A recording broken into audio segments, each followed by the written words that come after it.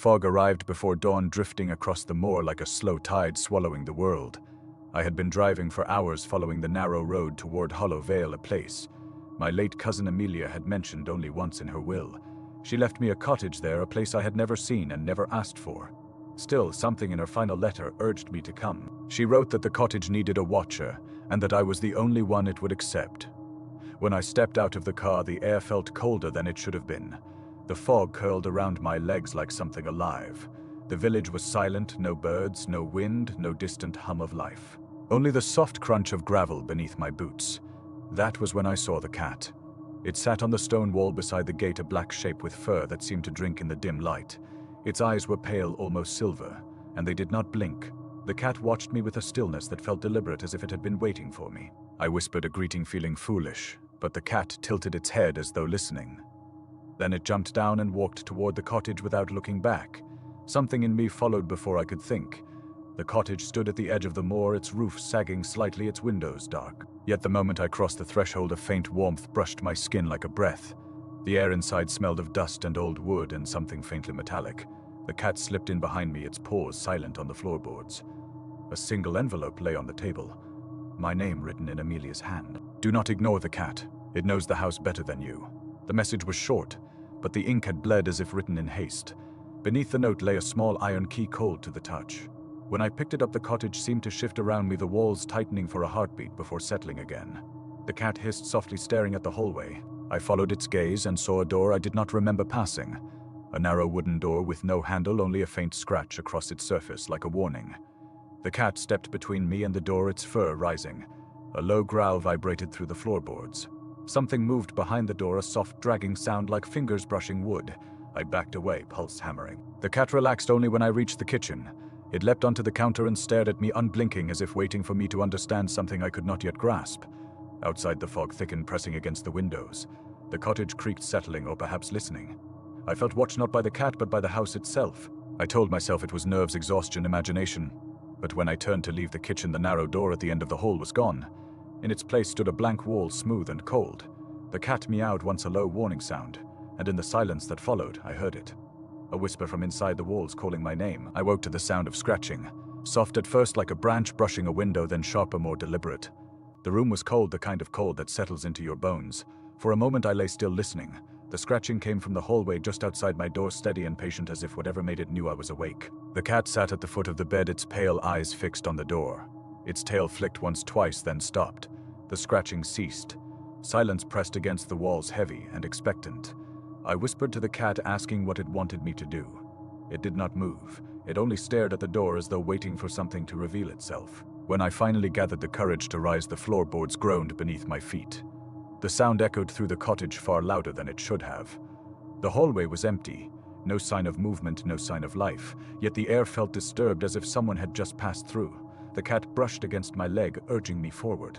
I followed it to the kitchen, where the faint glow of dawn seeped through the window. Something was wrong. The table had been moved. Not much, only a few inches, but enough to notice. The chair beside it had been turned to face the hallway. I knew I had left it tucked neatly under the table. The cat hissed at the chair as if it recognized a threat I could not see. I checked the front door. Still locked, the windows too. No footprints in the dust, no sign of forced entry. Yet the cottage felt inhabited by something unseen, something that moved when I did not look. On the counter lay Amelia's note, the one warning me not to ignore the cat. But now there was something new beneath it. A scrap of paper torn from a journal. The handwriting was not Amelia's. It was jagged, uneven, as though written in the dark. "Do not answer when it calls." The cat growled low and deep. The sound vibrated through the room. I turned toward the hallway and froze. The narrow door, the one that had vanished last night, was back. Same scratches, same faint outline. As if it had never disappeared. A whisper drifted from behind it. My name spoken in a voice that sounded almost like Amelia's, but stretched thin and wrong. The cat leapt between me and the door, fur bristling. The whisper grew louder, more insistent. My name again and again, each time more distorted. I stepped back, heart pounding. The door rattled as though something inside was testing its strength. The cat let out a sharp cry, and the rattling stopped. The whisper faded, leaving only the sound of my own breathing.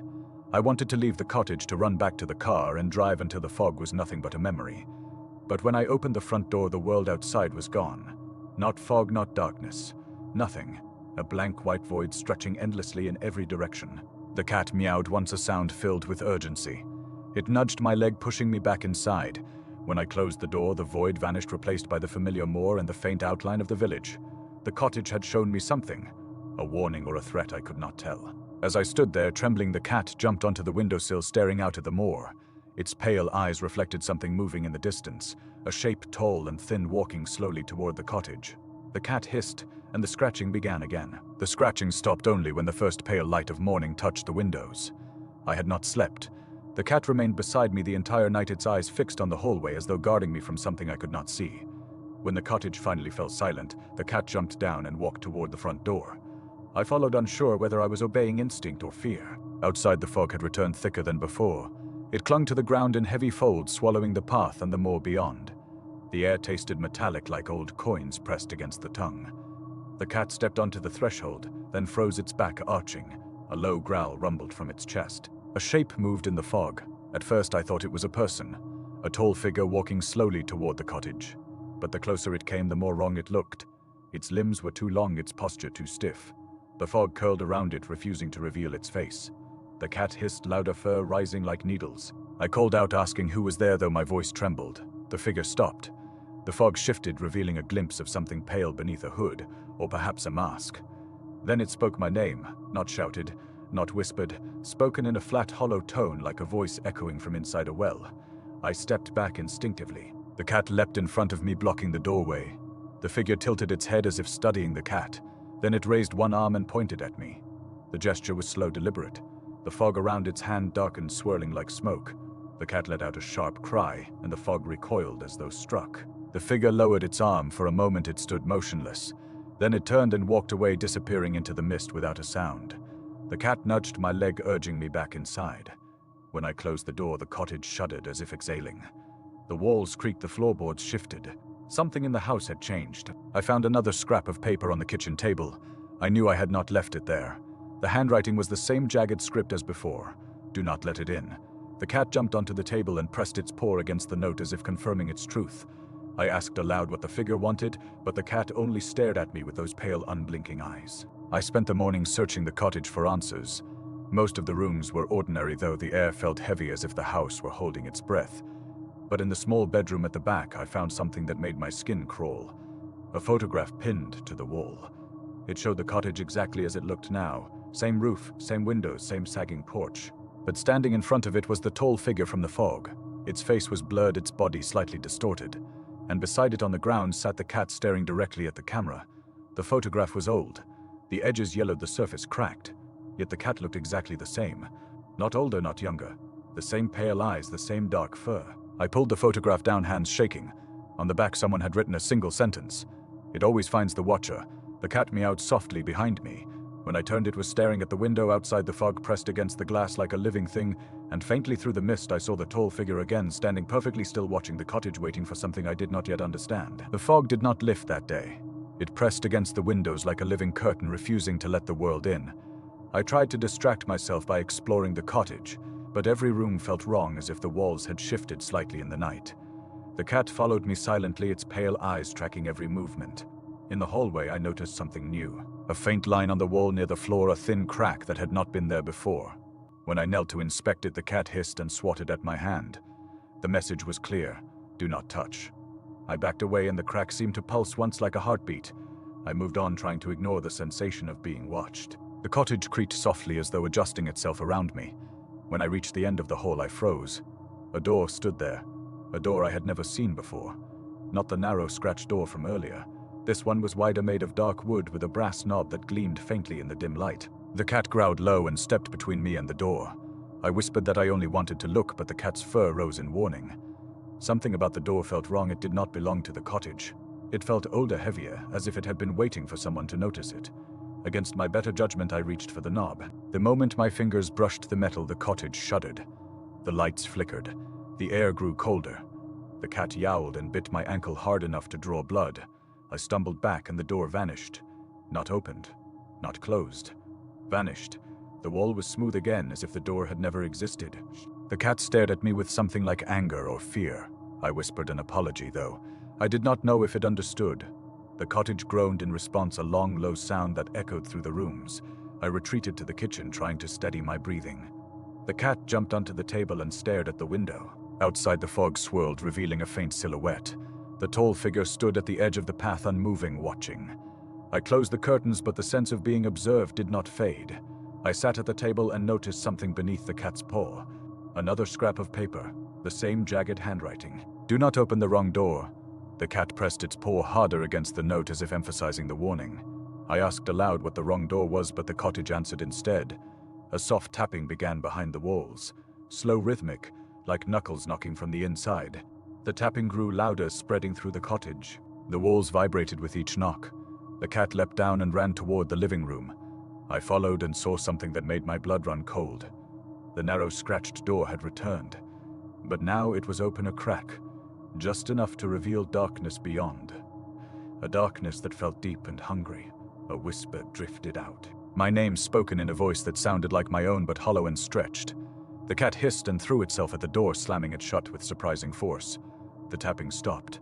The cottage fell silent. I backed away, trembling. The cat turned to me, its pale eyes glowing faintly in the dim light. It meowed once, a sound filled with urgency and warning. Then the wall beside the door rippled like water, and a new crack appeared. Thin, growing. The cottage was changing again, and it was not finished with me. I barely slept that night. Every time I closed my eyes, I heard the tapping behind the walls, the slow, patient rhythm of something learning the shape of my name. The cat stayed close, its body warm against my leg, as if anchoring me to the world. When dawn finally came, the light felt thin and weak, barely pushing back the shadows. The fog outside had thickened again, swallowing the path and the moor. I could not see the village. I could not see the sky. Only the shifting white curtain pressing against the windows. The cat sat on the sill, staring into it with a tense stillness that made my skin crawl. I tried to distract myself by making tea, but the kettle whined in a pitch that sounded almost like a voice. I turned it off quickly. The cottage felt restless. The floorboards creaked in patterns that resembled footsteps. The walls pulsed faintly as if breathing. Then I heard it. My own voice calling from the hallway. It was soft at first, almost gentle. A whisper shaped like my name. I froze, the mug slipping from my hand and shattering on the floor. The cat hissed and ran toward the hallway. I followed slowly, dread coiling in my stomach. The narrow, scratched door was back again. Closed this time, but something stood behind it. I could see the faint outline of a figure through the wood, tall and thin. My voice came again, clearer now. "Let me in." The words were wrong, stretched too far, like a recording played at the wrong speed. The cat threw itself at the door, claws scraping wood. The figure behind it shifted. The door bulged inward as if something pressed against it. "Let me in. I am you." The voice was perfect now. My tone, my cadence. If I had not seen the cat's reaction, I might have believed it. The door rattled violently. Dust fell from the ceiling. The cottage groaned as though straining to hold something back. I stumbled away, heart pounding. The cat yowled, a sound filled with fury and fear. The door shook harder. A crack split down the center, revealing a sliver of darkness. Something pale moved inside the gap. A hand or something shaped like one. I ran to the living room, searching for anything to block the door. A chair, a table, anything. The walls smooth again. The cat sat in the center of the hole, panting, its fur bristled. I whispered a shaky thank you, though. I did not know if the cat understood. It blinked slowly, then walked toward the back of the cottage. I followed, still trembling. In the small bedroom, I found something new, a mirror leaning against the wall.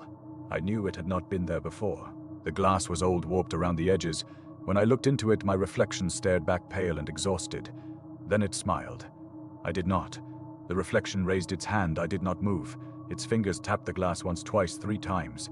The same rhythm I had heard behind the walls. The same patient knocking. The cat leapt between me and the mirror, hissing violently. The reflection's smile widened, stretching too far. The glass rippled like water. A whisper drifted out. "Let me in." I stumbled back. The cat struck the mirror with its paw. The glass shattered. The reflection vanished. The room fell silent. I sank to the floor, shaking. The cat pressed against my side, purring softly as if trying to calm me. I whispered that I wanted to leave, that I needed to leave. But when I looked out the window, the fog had thickened into a solid wall. There was no path, no more. No world beyond the cottage, only white nothingness. And somewhere inside it, something tall and thin waited, wearing my voice like a mask. The fog pressed against the windows like a living weight, refusing to let the world return. I sat on the floor of the small bedroom, staring at the shattered mirror, while the cat paced in tight circles, its tail lashing. Every few steps it stopped and looked at me, as if urging me to understand something I could not yet grasp. I whispered that I was scared. The cat paused, ears twitching, then walked to the doorway and looked back at me. It wanted me to follow. My legs trembled as I stood, but I obeyed. The cottage creaked around us, the sound low and uneasy like a house trying to speak. The cat led me to the living room. The narrow, scratched door was gone again, replaced by smooth, unbroken wall. But the air near it felt colder, heavier, as if the door still existed beneath the surface, waiting for the right moment to return. The cat sat in front of the wall and stared at it without blinking. I felt a shiver crawl up my spine. I asked what was behind it, though. I knew I would not understand the answer. The cat turned its head toward me and let out a soft sound, not a meow, but something closer to a sigh. A sound filled with warning. Then the tapping began again. Soft at first, a single knock. Then another, slow, deliberate. The same rhythm I had heard in the mirror. The same rhythm that had echoed behind the walls since the first night. The cat hissed and pressed its body against my leg, pushing me back. The tapping grew louder, faster, more insistent. The wall bulged outward as if something inside was pushing against it. A faint outline appeared, tall and thin. My breath caught in my throat. The cat yowled, a sound filled with fury and fear. The wall pulsed once like a heartbeat. Then the tapping stopped. Silence fell heavy and absolute. The cat backed away from the wall, its fur still raised. It looked at me with wide, pale eyes. I whispered that I wanted to leave, that I needed to leave. The cat walked to the front door and sat beside it. I took that as permission. But when I opened the door, the fog outside shifted, revealing something standing only a few steps away. The tall figure. It stood perfectly still, its head tilted slightly as if listening. The fog curled around its body, refusing to reveal its face. When it spoke my name, the sound vibrated through the air like a distant echo. The cat hissed and stepped between us, its back arched. The figure raised one hand. Its fingers were too long, bending at angles that made my stomach twist. It pointed at me. The fog around its hand darkened, swirling like smoke. The cat let out a sharp cry, and the fog recoiled as if struck. The figure lowered its arm. Then it spoke again. Not my name this time. A single word, Watcher. The word echoed through the fog, lingering long after the figure turned and vanished into the white void. The cat pressed against my leg, trembling. I closed the door quickly, my hands shaking. The cottage groaned as though reacting to the encounter. The floorboards shifted. The walls pulsed faintly. Something inside the house stirred. On the kitchen table lay another scrap of paper. I knew it had not been there moments before. The jagged handwriting was unmistakable. "It is learning you." The cat jumped onto the table and pressed its paw against the note. Its eyes met mine, and for the first time I felt something like fear radiating from the animal itself. The cottage creaked again. The fog outside thickened, and somewhere deep within the walls the tapping resumed, slow, patient, familiar, as if it were practicing my voice. The tapping continued through the morning, slow and patient, like a creature learning to speak. I tried to ignore it, but the sound crawled beneath my skin. The cat stayed close, watching the walls with a tense stillness that made my stomach twist. Every so often it let out a low growl, as if warning something unseen to stay back. I wandered the cottage, searching for anything that might explain what was happening. The air felt heavier than before, thick with a pressure that made it hard to breathe. The fog outside pressed against the windows, refusing to let the world return. I felt trapped, suspended between the cottage and the void beyond. In the small bedroom, I noticed something new. The wallpaper near the floor had peeled back, revealing old wooden boards beneath. At first, I thought it was just age and neglect. But when I knelt to look closer, I saw something carved into the wood. Names, dozens of them, scratched into the boards with uneven strokes. Some were old, faded, almost invisible. Others looked fresh, as if carved only days ago. I traced one with my finger and felt a chill crawl up my spine. Amelia, my cousin's name carved deep into the wood.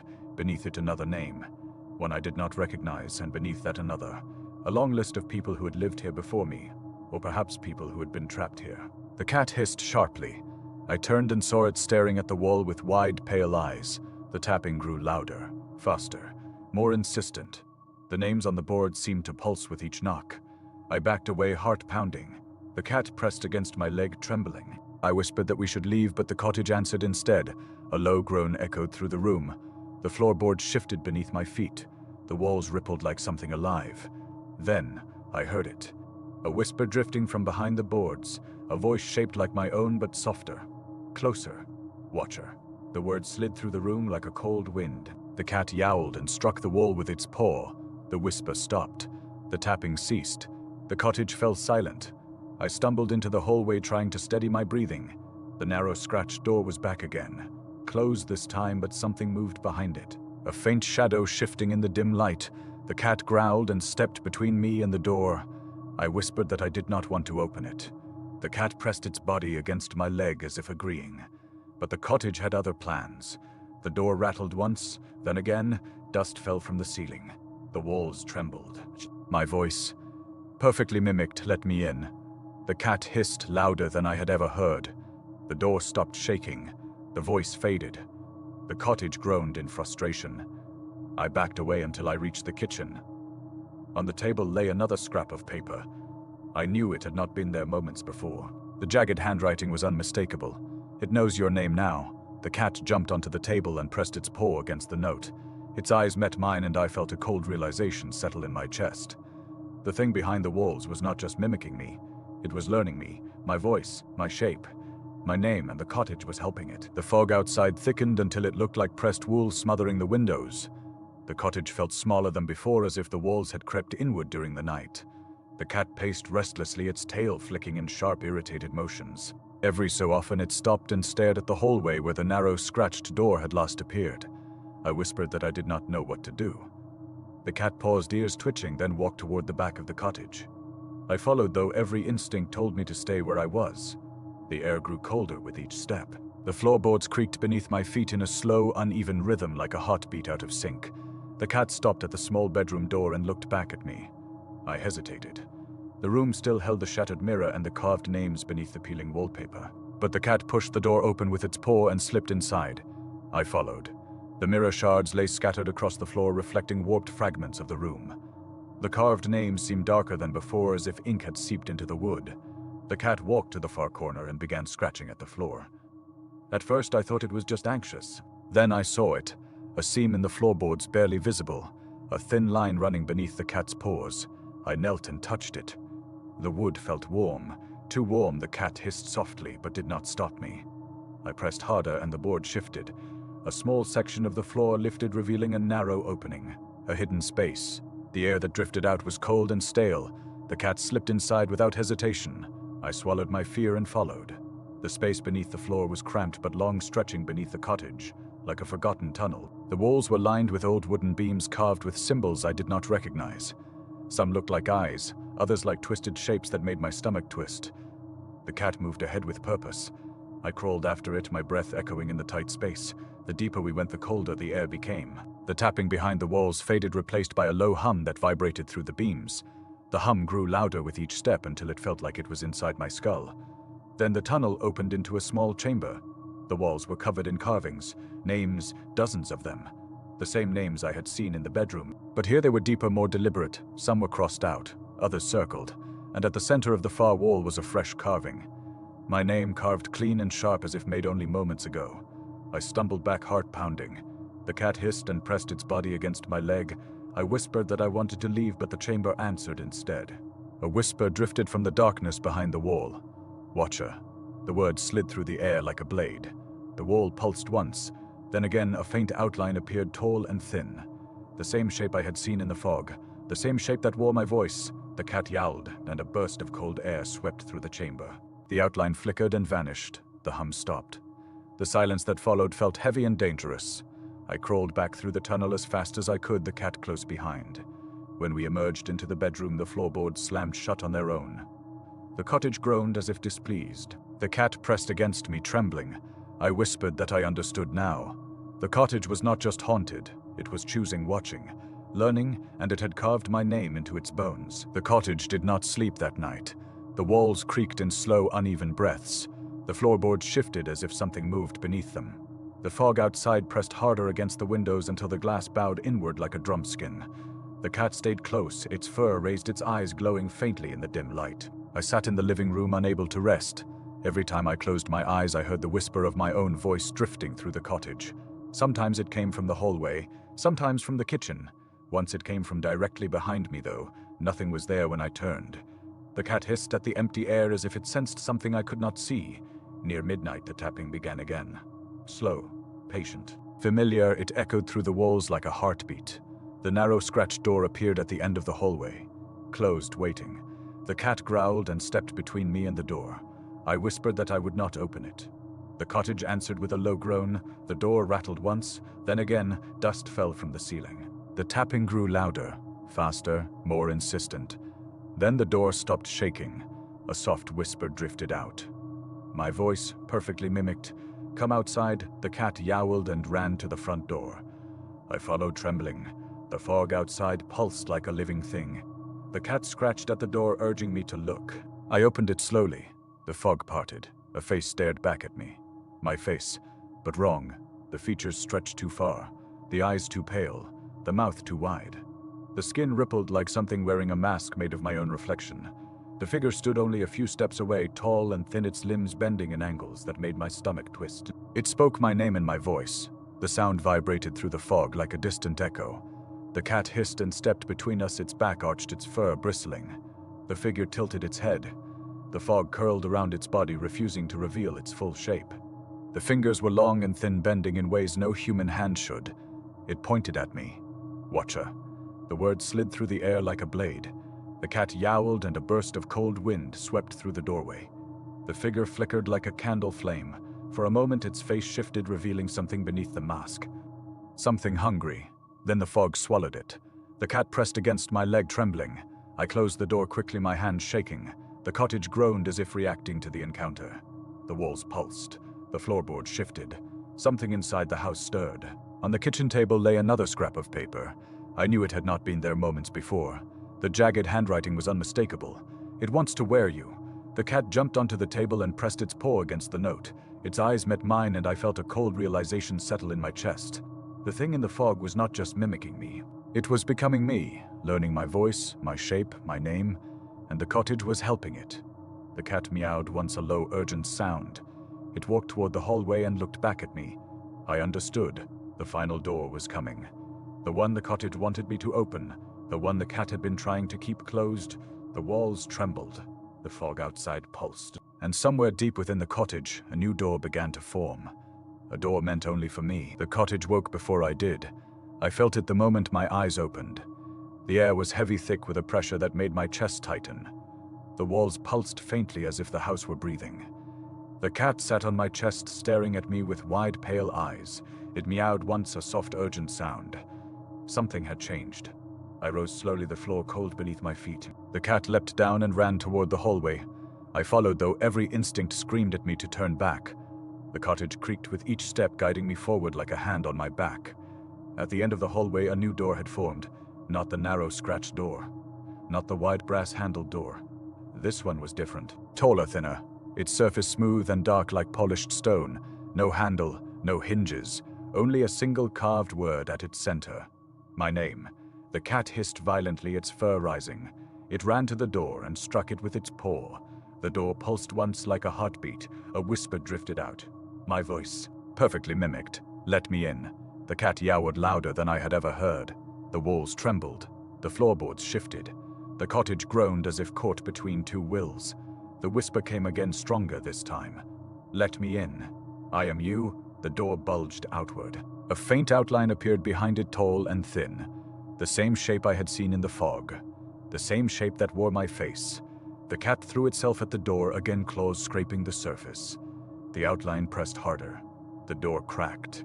A thin line of darkness split down the center. Something pale moved inside the gap. A hand or something shaped like one. The whisper grew louder, filling the hallway. "Watcher." The cat leapt onto my shoulder, claws digging into my shirt. It hissed directly into my ear, then jumped down and ran toward the front door. I understood. It wanted me to run, to escape, to choose something other than the door calling my name. I turned and ran. The cottage shook violently. The walls rippled like water. The floor buckled beneath my feet. The cat sprinted ahead, guiding me through the twisting rooms. The front door loomed ahead. I reached for it. The fog outside pulsed. The tall figure stood only a few steps away. My face stretched wrong. My eyes too pale. My mouth too wide. It raised one hand and pointed at me. The fog curled around its body like smoke. Behind me, the door cracked wider. The cottage whispered my name. The figure whispered my name. The door whispered my name. The cat yowled and leapt at the figure outside. A burst of pale light exploded from its eyes. The fog recoiled. The figure flickered. Its face twisted, collapsing inward like melting wax. It reached for me with a hand that bent in impossible angles. The door behind me split open. Darkness poured out. The cottage screamed. The cat struck the figure again. The light grew brighter. The fog tore apart. The figure dissolved into a smear of pale mist. The darkness behind me shrieked and retreated. The door slammed shut with a thunderous crack. Silence fell. The fog thinned. The cottage stopped trembling. The cat collapsed onto the floor, panting.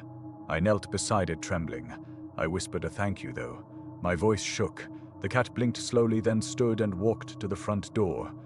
It looked back at me. The message was clear. Leave. I stepped outside. The fog parted, revealing the moor, the path, the distant outline of the village. The world had returned. The cottage stood behind me, silent and still. The cat sat at the threshold, watching me with pale, unblinking eyes. I whispered that I would not come back. The cat blinked once. The cottage groaned softly, as if acknowledging my choice. The door closed on its own. The fog curled around the roof, then drifted away. I walked down the path, my legs shaking. When I reached the bend in the road, I looked back one last time. The cat still sat at the threshold, watching, waiting, guarding the door that knew my name.